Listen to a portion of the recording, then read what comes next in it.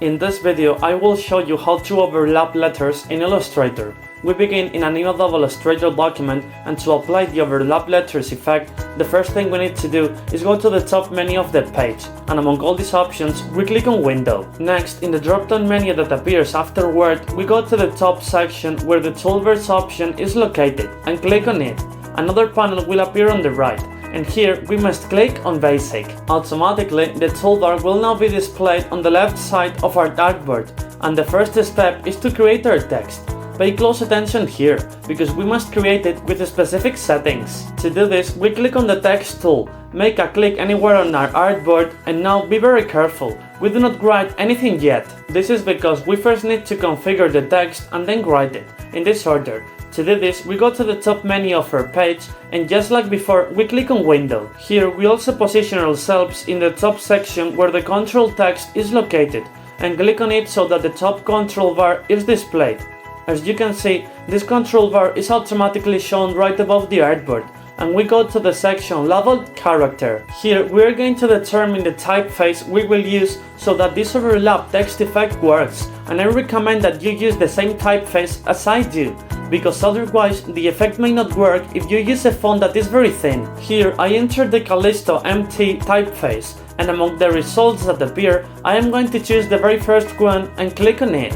Now we can write the letters to which we are going to apply the overlapping text effect, and in my case, I write the letters in uppercase O, S, and C. Afterward, we go to the left toolbar, and using the normal selection tool, we drag outward from any of the points of our text. It is very important that while you are dragging, you keep the Shift key pressed on your keyboard, so that the text does not become distorted and maintains its proportions intact. Next, with our text still selected, we right-click carefully on it, and in this menu that appears, we go to the section called Create Outlines, and click firmly on it to convert the letters into outlines, which means that we will no longer be able to type any other new text. After that, we go to the top menu of the page, and among all the options clearly shown, we click on Object. In this drop-down menu, we go to the top part where the Ungrouped section is located, click on it carefully, and then click anywhere outside the artboard area to fully deselect it. After that, the letter I am going to edit will be the middle letter, in my specific case, the letter S, so I select it, and while holding down the Shift key on the keyboard,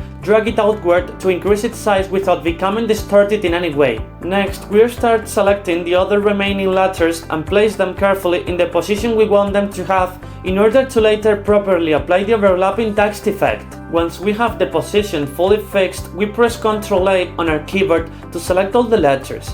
And now at the top of the page, we click again on Object, and here we click on the Group option carefully. After that, in this top control bar, we go to where these alignment icons are displayed, and click on this icon to align our text horizontally, and then on this other icon to align our text vertically perfectly. After that, we're going to proceed with the next adjustment in order to correctly apply the overlapping text effect.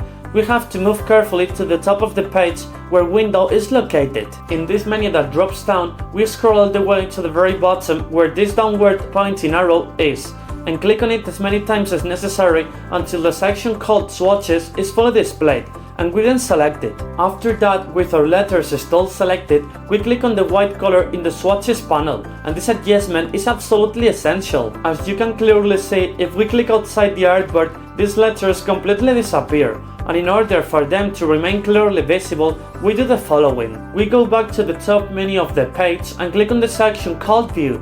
Here we position ourselves in the central part where the Show Transparency Grid section is located, and by clicking on it, the letters automatically become visible once again immediately. After that, it is very important that we display the Lawyers panel correctly.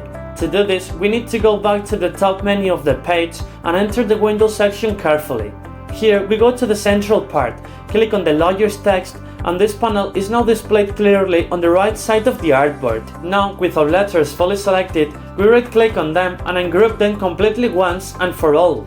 After that, we are going to make a copy of all these letters, and to do this we press Ctrl C on our keyboard carefully. After that, it is extremely important that you do not press Ctrl V, because as you can clearly see, a copy is generated, but it gets pasted in different location unintentionally. I press Ctrl Z to go back, and in order for the copy to be pasted in exactly the same precise position, we press Ctrl Shift V on our keyboard. As you can see in the layer section, all the copies have now been generated automatically, and now we're going to apply an offset path to these copies in order to later properly apply the overlapping effect.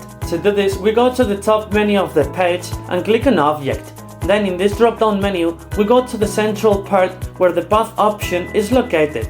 We click on it, and in this other menu, we choose the offset path option carefully. After that, this dialog box opens, and the first thing we must do is check the preview box at the bottom so that all changes are displayed in real time perfectly. In the offset section, we type the value 25, and just below, in the join section, we enter and must choose the round option. We click on the OK button, and in the swatches panel we must select the color black carefully. Now we click outside the artboard to deselect everything, and we're going to select only the letter S. But to do this, we must make a selection in this exactly way so that all the layers we have for this letter are fully selected. After that, we right click on it, and in the drop down panel that opens, we go to the bottom part to arrange. We click on this option carefully, and then in this other panel we choose Send to Back, and automatically the letter moves backward exactly. Now with this letter still selected, we go to the three dots at the bottom of the toolbar, click on them, and in this panel we go to the Modify section carefully.